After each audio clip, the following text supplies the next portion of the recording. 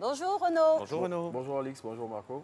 Alors, on va prendre encore la direction comme hier du handball pour parler de la visite du chef de l'État. Oui, le handball dit Gbaklo Danse au président Ouattara, c'est ce que barre à sa une fraternité matin. La région accueille à partir de ce jour le numéro 1 ivoirien pour une visite qui va s'achever le samedi prochain. Le journal pro-gouvernemental nous apprend que le traditionnel conseil des ministres de mercredi se tiendra ce matin dans la ville de Katiola. Pour tout savoir sur l'ambiance qui prévaut dans le handball avant l'arrivée d'Alassane Ouattara, c'est dans Fraternité Matin qu'il faut aller voir. Alors décidément, hein, tous les acteurs de la presse se sont passés le mot parce que toute la presse en parle, comme dirait l'autre, tout le monde en parle. Et oui, le patriote n'est pas en marge de ce mouvement. Le confrère lance à sa une Gbaklo président pour souhaiter la bienvenue au chef de l'État dans la région. Le journal proche du RDF fait aussi un clin d'œil à la mobilisation du peuple tagbana qui accueille Alassane Ouattara, on le rappelle aujourd'hui. Et positionnement de choix pour notre chef de l'État dans cette revue de presse. Oui, cette fois avec le Jour Plus qui s'intéresse au retour de notre pays sur la scène internationale grâce aux actions du président Alassane Ouattara. Et c'est avec ces mots, reconstruction nationale, les grandes actions de Ouattara qui font avancer la Côte d'Ivoire. Selon le Jour Plus, le chef de l'État a fait d'Abidjan la nouvelle destination des investisseurs.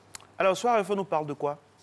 Eh bien, Soir Info livre des secrets sur Kwibert Koulibaly, le nouveau président de la commission électorale indépendante, le premier responsable de la CEI qui a la lourde tâche d'organiser l'élection présidentielle de 2020, est taxé de pro-RHDP par l'opposition. Selon Maurice Kakou Gikaoué, il est disqualifié et devant ses propos du secrétaire général du PDCI, comme il fallait s'y attendre, le RHDP a réagi par la voix de monsieur Anissé, du docteur Anissé Brou, qui est le président de l'Union pour la paix en Côte d'Ivoire, un parti membre du RHDP.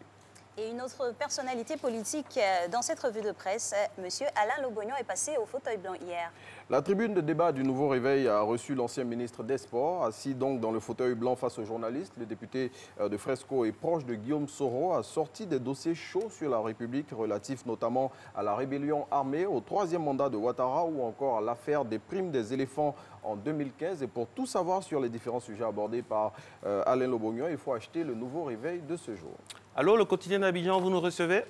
Oui, le journal bleu qui titre à sa une « Élection présidentielle de 2020, les États-Unis mélangent les plans du régime Ouattara ». Le confrère révèle que l'ambassadeur américain en Côte d'Ivoire a dit des vérités crues au pouvoir ivoirien au terme d'une rencontre qu'il a eue avec Henri Konan Bédier, en déclarant notamment « Nous savons ce que c'est une élection transparente ». Le quotidien d'Abidjan souligne aussi les grosses inquiétudes des diplomates étrangers accrédités en Côte d'Ivoire.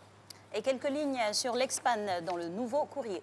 Après sa rencontre avec Blé Goudé à La Haye le dimanche dernier, Soro déclare « Si je parle, le seul survivant sera Gbagbo. Nous allons tous couler ». Pour appuyer ses propos qui sonnent comme une mise en garde de l'Expan, Soro, son camp plutôt lance. Blaise Compaoré a perdu le pouvoir en 3 jours alors qu'il croyait avoir tout bouclé. Est-ce que le matin peut intervenir maintenant? Oui, le quotidien Le Matin qui titre à sa une 200 000, c'est le nombre de participants annoncé à la rencontre que le RHDP entend organiser à Yamoussoukro le 7 décembre prochain. Ce meeting, selon le directeur exécutif du RHDP, Adama Bictogo, fera barrage à la division et à la xénophobie. Et un deuil du côté du PDCI RDA avec la disparition de M. Doucouré Moustapha. L'ex-maire de la commune de Yopougon s'est éteint hier mardi et selon Abidjan.net qui cite des sources proches du PDCI dont M. Doucouré était le vice-président, l'ancien député de Yopougon est décédé dans une clinique d'Abidjan où il avait été admis pour des soins. Vice-président du PDCI, Doucouré Moustapha était pharmacien. Merci infiniment Renaud. On vous retrouve demain avec beaucoup de plaisir, toujours à partir de 6h.